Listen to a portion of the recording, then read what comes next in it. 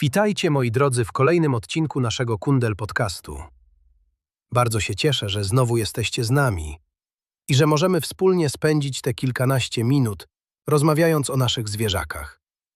Jak zawsze przypomnę tylko na chwilę, że możecie nas zasubskrybować albo zostawić łapkę w górę i w ten sposób pomóc nam rozwijać nasz fundacyjny Kundel Podcast. A dla nas to naprawdę ogromne wsparcie i sygnał, że to, co robimy, ma sens. Nie jesteśmy może największym podcastem na świecie, ale mamy coś, co dla nas jest dużo ważniejsze. Mamy Was. Garstkę wiernych słuchaczy, którzy wracają, słuchają i są z nami regularnie. I to właśnie dla Was nagrywamy kolejne odcinki. Bo wiemy, że po drugiej stronie ktoś naprawdę tego słucha i że to ma znaczenie. Dziś porozmawiamy o czymś, co wydaje się bardzo oczywiste, a jednocześnie jest niesamowicie trudne. O kociej psychologii. O tym, jak naprawdę myśli kot. Bo wiecie, bardzo często słyszymy takie zdania. Mój kot jest dziwny. Mój kot jest trudny. Mój kot robi coś bez sensu. A ja za każdym razem mam wtedy taką jedną myśl, że to nie kot jest trudny. To my go po prostu nie rozumiemy. I powiem wam coś szczerze. Ja sam kiedyś też wielu rzeczy nie rozumiałem. Patrzyłem na zachowania kota i zastanawiałem się, o co mu właściwie chodzi. Dlaczego w jednej chwili chce być blisko, a za moment znika? Dlaczego przychodzi się przytulić, a za chwilę potrafi ugryźć? Znacie to? Jestem ciekaw, czy też macie czasem takie momenty, kiedy patrzycie na swojego kota i myślicie, o co ci właściwie chodzi? I właśnie od tego dziś zaczniemy. Od próby wejścia do świata kota.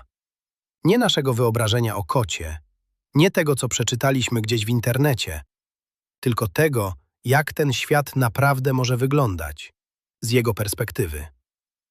Bo kot nie mówi, nie tłumaczy się, nie wyjaśnia swoich decyzji. On komunikuje się w zupełnie inny sposób, subtelniej, ciszej, ale cały czas. I kiedy zaczynamy to zauważać, nagle okazuje się, że kot mówi do nas właściwie bez przerwy, tylko my nie zawsze potrafimy go usłyszeć. Dzisiaj spróbujemy ten język trochę rozszyfrować.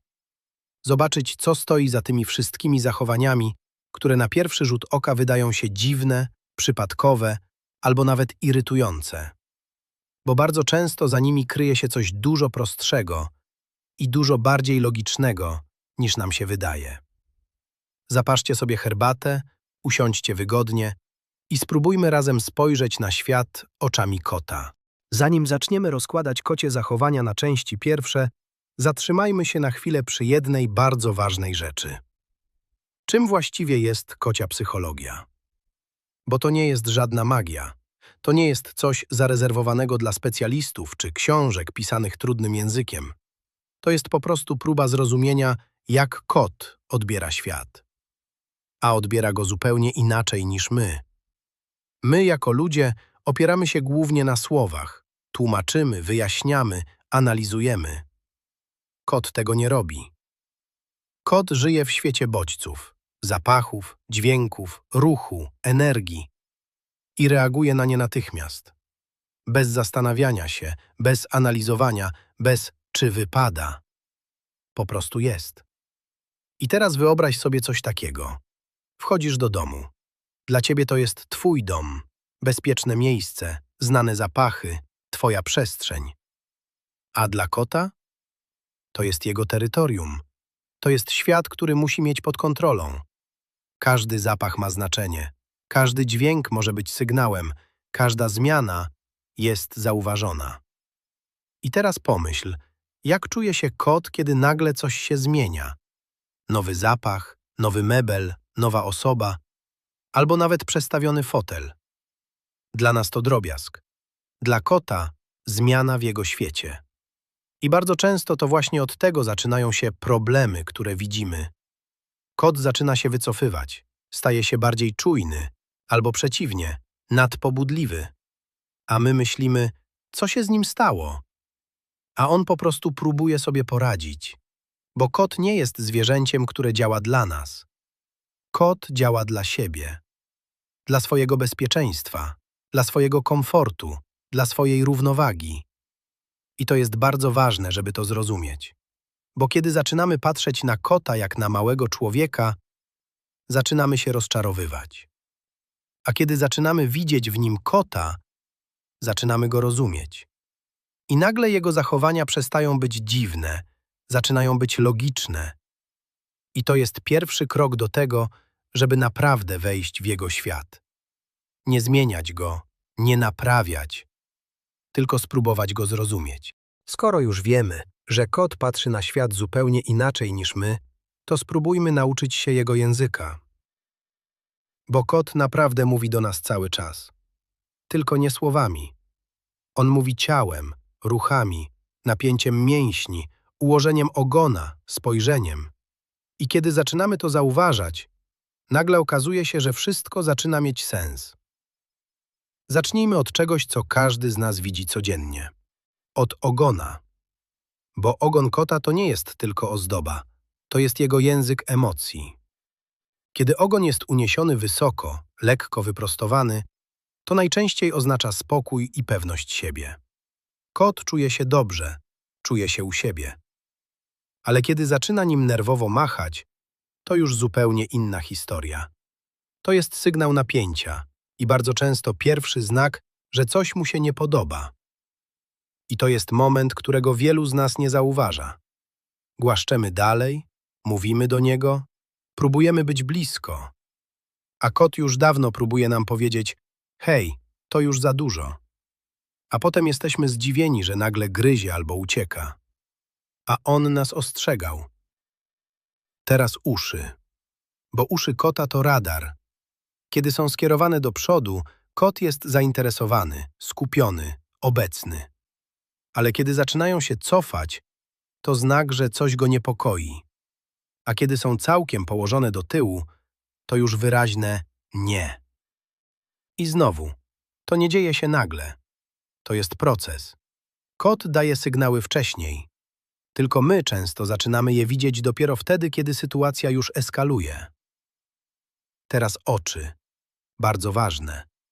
Bo spojrzenie kota potrafi powiedzieć więcej niż wszystko inne. Kiedy kot patrzy na ciebie spokojnie i powoli zamyka oczy, to jest coś pięknego. To jest zaufanie. To jest jego sposób powiedzenia: czuję się przy tobie bezpiecznie. I teraz ważne pytanie. Czy zdarzyło ci się kiedyś odpowiedzieć mu tym samym? Spokojnym spojrzeniem? Powolnym mrugnięciem? Spróbuj kiedyś. To naprawdę działa. I na koniec coś, co często mylimy. Pozycja ciała. Bo kiedy kot się przewraca na plecy, wiele osób myśli: o, chcę, żebym pogłaskał brzuch. A to bardzo często nie jest zaproszenie do dotyku. To jest sygnał zaufania. Kot pokazuje coś bardzo wrażliwego i nie zawsze chce, żebyśmy to naruszali. I to jest właśnie esencja kociej komunikacji. Subtelność. Małe sygnały, które składają się na bardzo konkretny przekaz. I kiedy zaczynamy je widzieć, kot przestaje być zagadką. Zaczyna być partnerem. No dobrze, skoro już zaczynamy rozumieć, że kot komunikuje się z nami cały czas, to przyjrzyjmy się kilku sytuacjom, które bardzo często budzą zdziwienie, a czasem nawet frustrację. Zacznijmy od czegoś, co pojawia się naprawdę często. Wspomniałem o tym wcześniej. Kot pokazuje brzuch. Leży, przewraca się na plecy, wygląda uroczo i myślimy: no dobrze, to chyba zaproszenie do głaskania. I co się dzieje? Wyciągamy rękę i nagle bach! Kot łapie, gryzie, ucieka. I pojawia się myśl: co się stało? A odpowiedź jest prosta. On nie zapraszał. On zaufał. Pokazał brzuch, czyli najbardziej wrażliwą część ciała, ale to nie oznaczało, że chce dotyku. To był komunikat: czuję się bezpiecznie przy tobie. A my często przekraczamy te granice. Druga sytuacja. Głaszczesz kota, wszystko jest dobrze, mruczy i nagle zaczyna gryźć. Zdarzyło się? bardzo wielu osobom. I znowu, to nie jest nagłe. Kot bardzo często wcześniej daje sygnały. Napina ciało, zaczyna poruszać ogonem, zmienia spojrzenie. Ale jeśli tego nie zauważymy, to jedyną formą komunikatu, jaka mu zostaje, jest przerwanie tego kontaktu. Trzecia rzecz. Nocne szaleństwa.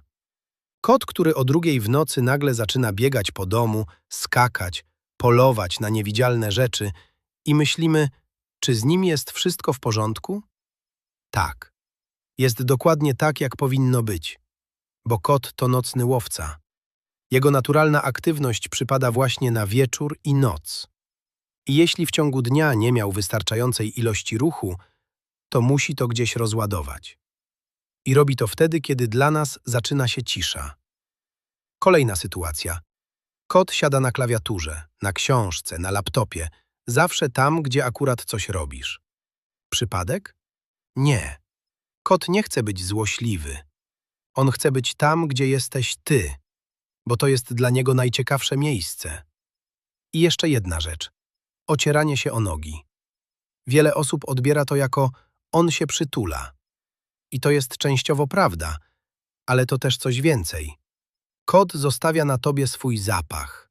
Zaznacza cię jako część swojego świata, swojego terytorium. I kiedy zaczynamy patrzeć na te wszystkie zachowania w ten sposób, one przestają być dziwne. Zaczynają być logiczne. I nagle okazuje się, że kot wcale nie jest nieprzewidywalny. On jest bardzo spójny. Tylko mówi językiem, którego musimy się nauczyć. Jest jeszcze jedna rzecz, o której warto dziś porozmawiać. Może nawet najważniejsza. Emocje kota. Bo bardzo często słyszymy pytania, czy kot się przywiązuje? Czy kot kocha? Czy kot tęskni? I w tych pytaniach jest coś bardzo ludzkiego. Bo my próbujemy zrozumieć kota naszym językiem, naszymi emocjami. A kot czuje, naprawdę czuje. Tylko nie zawsze okazuje to w sposób, do którego jesteśmy przyzwyczajeni.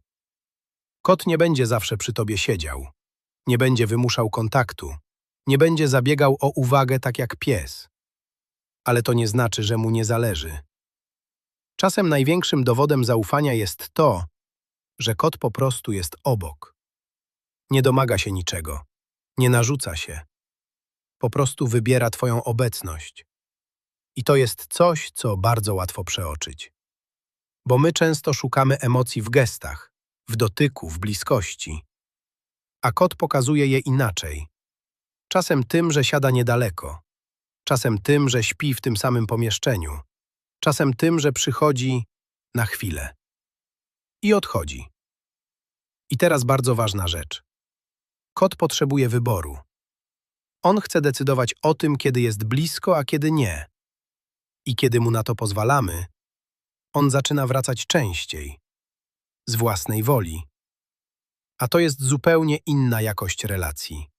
Niewymuszona, niekontrolowana, tylko prawdziwa.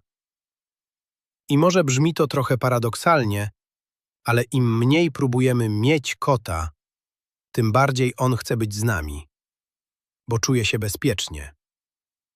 I jeszcze jedna rzecz. Kot bardzo dobrze wyczuwa emocje człowieka. Twój nastrój, twoje napięcie, twój spokój i reaguje na to. Czasem przyjdzie i położy się obok, czasem będzie trzymał dystans, ale zawsze coś czuje.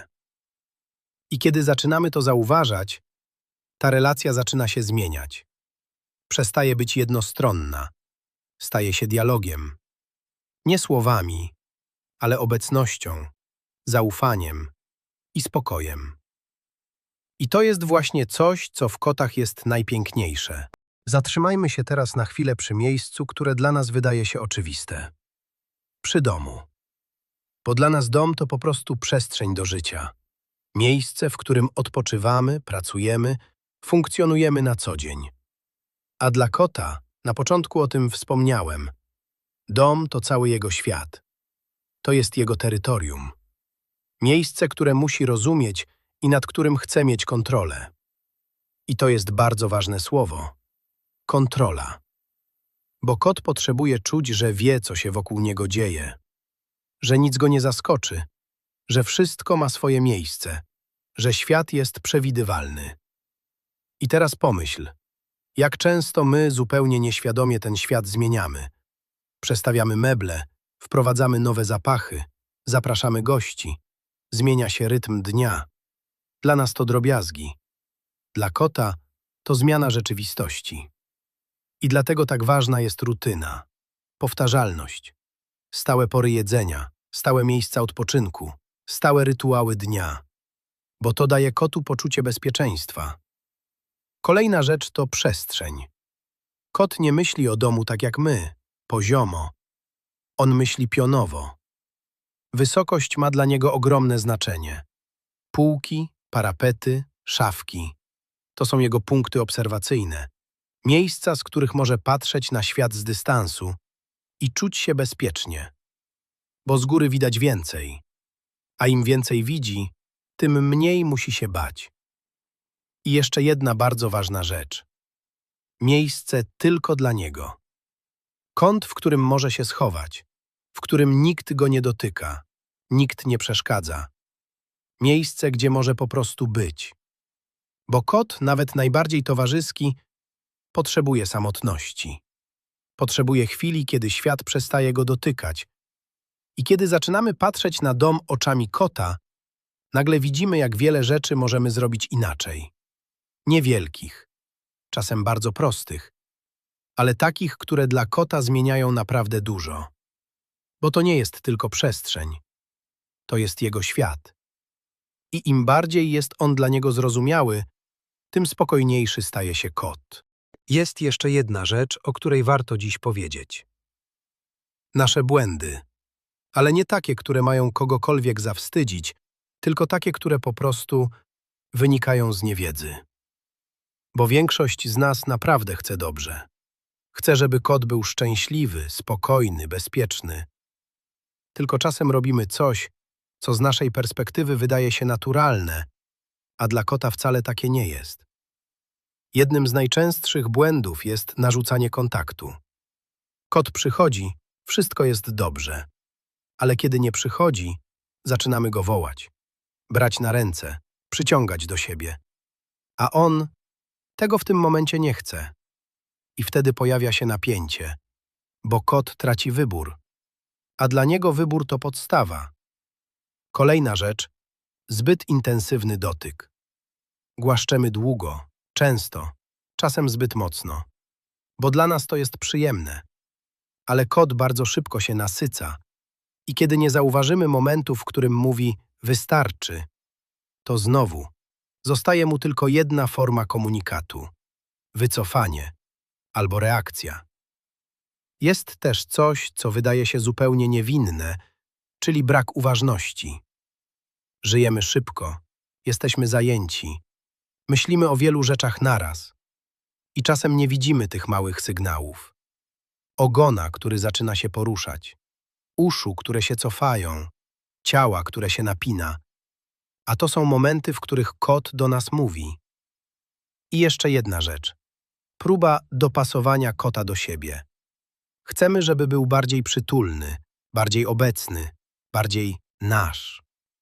A każdy kot ma swój charakter, swoje tempo, swoje potrzeby, swoje granice. I kiedy próbujemy je zmieniać, pojawia się napięcie. A kiedy zaczynamy je akceptować, pojawia się spokój. I to jest chyba najważniejsze.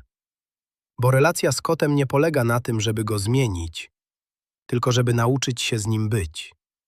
Takim, jaki jest. I na dziś to już wszystko. Mam nadzieję, że ten odcinek pozwolił Wam spojrzeć na Wasze koty trochę inaczej. Może spokojniej, może uważniej, a może po prostu bliżej. Jestem bardzo ciekaw, czy któreś z tych zachowań, o których dziś mówiliśmy, znacie ze swojego domu. Dajcie znać w komentarzach. Napiszcie, co robi Wasz kot, co Was czasem zaskakuje, a może nawet irytuje. A my postaramy się do tego wrócić w kolejnych odcinkach. Bo ten podcast tworzymy razem z Wami, z Waszymi historiami, z Waszymi pytaniami. I jeśli jest coś, co chcielibyście, żebyśmy poruszyli, śmiało piszcie. A jeśli ten odcinek był dla Was pomocny, zostawcie po sobie ślad, subskrypcję, łapkę w górę. To naprawdę pomaga nam rozwijać nasz fundacyjny Kundel Podcast i docierać do kolejnych osób. Dzięki temu możemy pomagać nie tylko tutaj, ale też w naszej codziennej pracy ze zwierzętami. Dziękujemy, że jesteście z nami. Naprawdę. Do usłyszenia w kolejnym odcinku.